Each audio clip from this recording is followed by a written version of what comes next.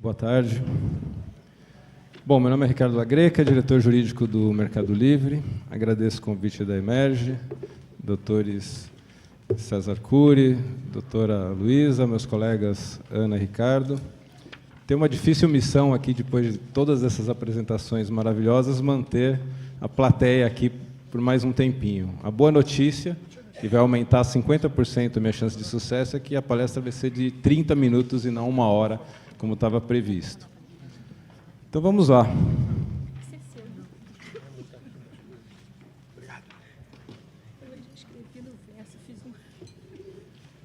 Bom, eu vou apresentar um projeto que se chama Meli Resolve, e ele tem 4 frentes. Só para ilustrar, o Mercado Livre atua hoje em 18 países da América Latina. No Brasil, temos 2.000 empregados, são 12 vendas por segundo, e hoje 300.000 famílias vivem de vender na plataforma no Mercado Livre. Então, nós temos clientes vendedores e clientes compradores. A primeira frente é um atendimento por meio de mediação atípica, que ela ocorre dentro da nossa própria plataforma.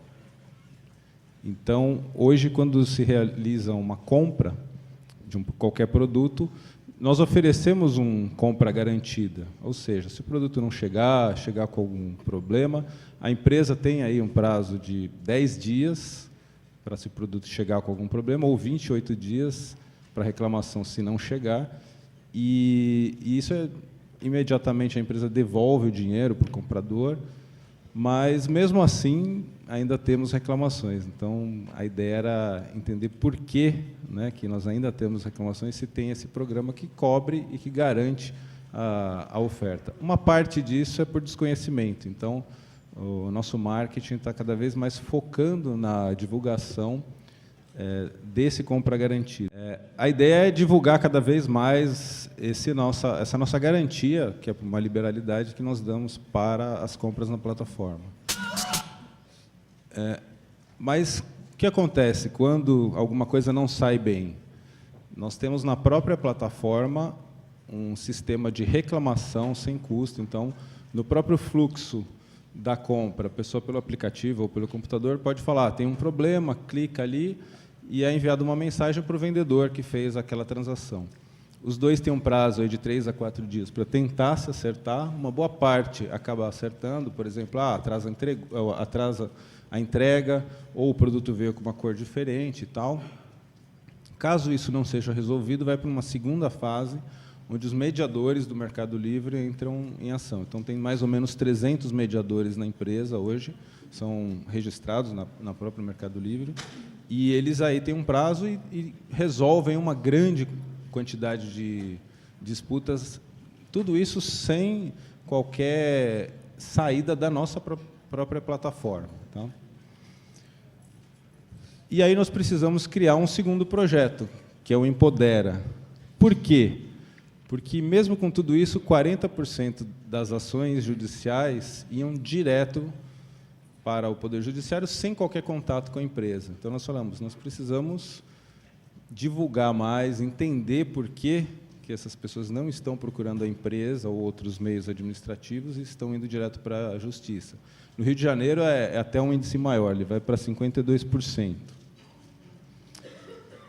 E isso tudo gera um custo, né? Essa é uma pesquisa aqui do Estado do Rio, com os 30 maiores reclamantes, 44% não teve contato qualquer com a empresa. O Mercado Livre nem está nesse top 30, mas esse dado demonstra aí que, se o processo custa aí uns R$647, pelo menos o Dr. Flávio Citro, que está ali, era a conta que eu lembrava, o Estado poderia ter deixado de gastar, nos últimos 5 anos, R$720 milhões. E não é só isso, né? só o deslocamento para as audiências de todas essas pessoas, esses autores e reclamantes, eles economizariam quase 8.000 toneladas de CO2 na atmosfera, só com os deslocamentos. Então, a solução online, além de tudo, ela também é sustentável para o meio ambiente.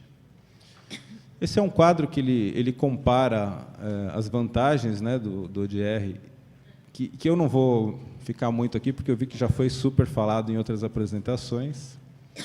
E, basicamente, essa divulgação ela passa pelo consumidor.gov. Então, na época, o Mercado Livre fez a adesão ao consumidor.gov e se comprometeu também a divulgá-lo como um canal de atendimento preferencial. Então, hoje, nos nossos termos e condições, tem ali um caminho preferencial, que é, primeiro, os próprios meios que a empresa disponibiliza, depois o consumidor.gov, e aí sim a justiça. É um caminho preferencial, tá? Não obrigatório. Eu nem sabia o que era crush, né, quando fizeram esse anúncio.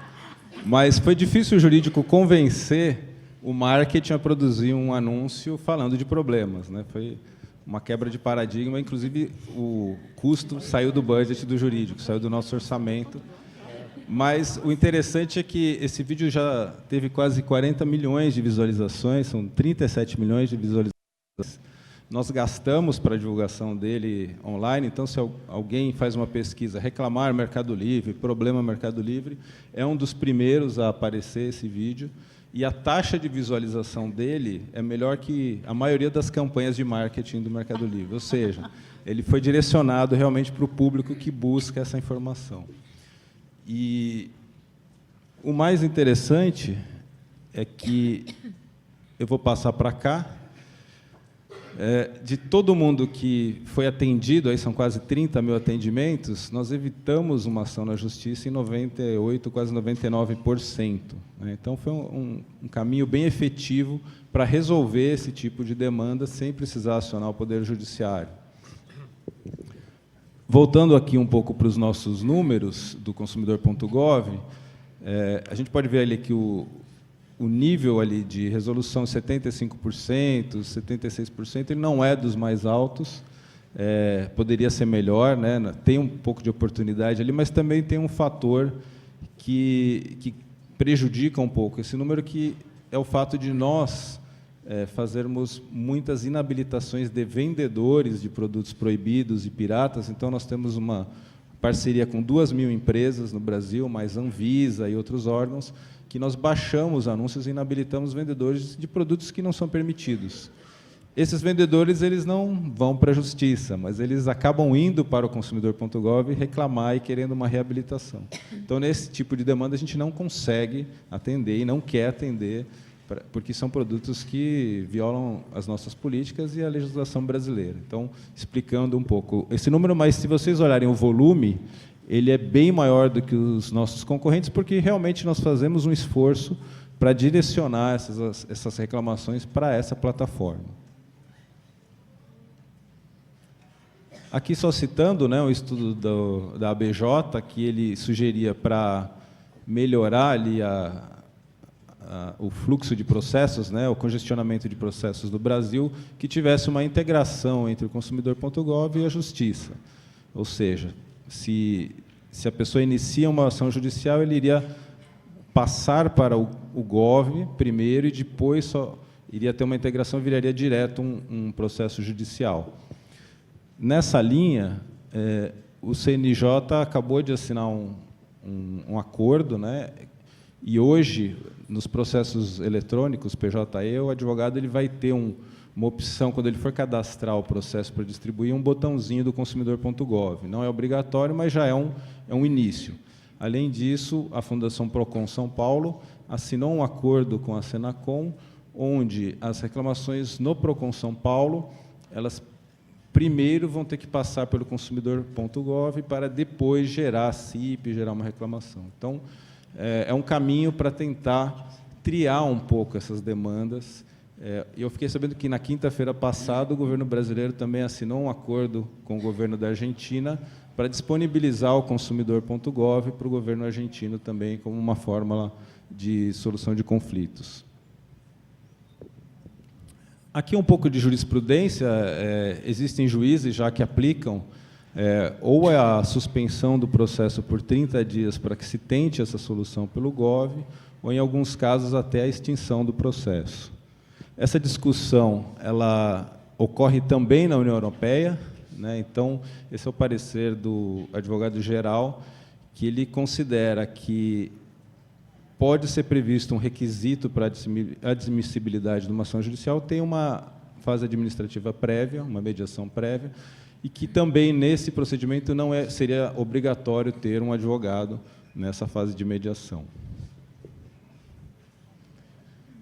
E outros países também que têm discutido esse assunto, e alguns deles eles têm a opção de cobrar custas quando o consumidor ele opta por ir direto à justiça e não passar primeiro por esses métodos alternativos. E aqui, gente, eu queria só fazer um parênteses. A gente não pode entender que o acesso à justiça é o acesso a uma sentença judicial. Há outras inúmeras formas de se atender o consumidor e dar um acesso à justiça. Vou fazer um paralelo aqui com a saúde, né?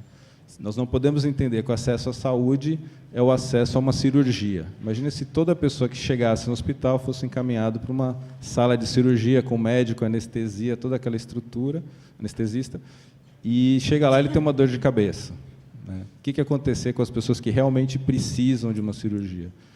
Hoje, o que acontece na justiça é um pouco isso. Todo mundo vai e quer seguir até a sentença judicial. Nós precisamos entender que tem várias formas para se resolver esses conflitos que não são tão caras, que não demoram tanto tempo e que também alcançam resultado de resolução, né? E isso colabora até para os casos mais complexos, onde os juízes realmente têm que atuar, e de uma forma, quanto mais rápido, melhor, né? Porque eu não concordo com aquele ditado que diz que a justiça tarda, mas não falha. Eu acho que, se ela tarda, ela falha. Esse projeto Action já é para uma fase pós-judicial. O que acontecia no Mercado Livre? O consumidor ele entra com a ação direto contra o Mercado Livre, 99% dos casos, e nós tínhamos uma alegação de legitimidade, marco civil da internet, etc., e, na maioria dos casos, 50% nós ganhamos, 30% perdemos, e uns 20% fazemos acordo. E depois até eu entraria com uma segunda ação contra o vendedor que gerou essa reclamação, né? E isso gera aí uma litigiosidade dupla, né? Com esse projeto, o Mercado Livre ele atua como mediador. Então, chega uma mediação atípica, chega a ação, a nossa equipe liga para o vendedor, avisa: olha, você gerou uma reclamação na justiça, é muito bom que você resolva isso agora, porque depois vai ser um valor maior, com honorários, etc. E, inclusive, isso conta ali para a reputação dele como vendedor. E para o consumidor a mesma coisa. A gente esclarece: olha, você poderia ter utilizado outros métodos mais rápidos para fazer a resolução do seu conflito, mas aqui nós temos uma proposta de mediação, nós temos até formulários para fazer acordos e tal, e tem sido muito boa essa experiência. Ela já resolveu aí quase 2.000 casos, e só de honorários de advogados nós economizamos aí 2 milhões, porque a ideia é fazer isso antes da audiência, então antes de passar o caso para os advogados. Quando a ação nós recebemos muito próximo da audiência, nós treinamos os advogados também para que eles façam isso, eles façam a tentativa de mediar antes de fazer as defesas. E o interessante é que, como incentivo, hoje, se o advogado fizer essa mediação, ele tem um honorário maior do que se ele vencer o processo. Então, nós estamos incentivando ele a realmente resolver o mais rápido possível. Esse projeto chegou a ganhar alguns prêmios. E aí a parte final, que seria essas empresas tecnológicas voltadas para o direito, né? Tem poucas no Brasil, né? Vocês podem ver aí que hoje já temos todas essas empresas focadas, né, no direito para vários tipos de atividades. Esse é um quadro ali da Associação de Lawtechs. E talvez isso indique que o mercado da advocacia talvez migre um pouco mais para esse lado tecnológico.